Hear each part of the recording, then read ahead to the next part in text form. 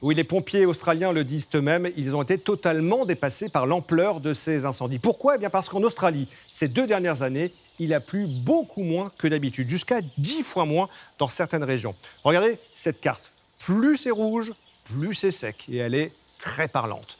2019 a été l'année la plus sèche jamais enregistrée en Australie. Idem d'ailleurs pour la température.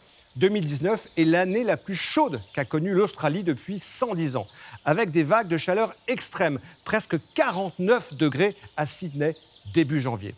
Dans ces conditions, la végétation a littéralement séché sur pied. Et résultat, il a suffi, comme toujours, regardez, d'un court-circuit, d'un mégot de cigarette le long de la route pour déclencher un feu de forêt. Avec la chaleur et la sécheresse, les feux ont très vite pris de l'ampleur, attisés aussi par des vents violents.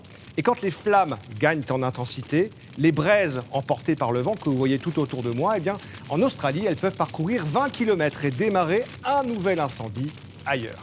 Dans les forêts asséchées, tout flambe. Et quand la température au cœur monte à 800 degrés, cela peut même déclencher ce qu'on appelle des orages de chaleur. En montant, les fumées condensent et génèrent d'énormes nuages, dont les éclairs déclenchent à leur tour de nouveaux incendies plus loin. C'est un véritable cauchemar pour les pompiers.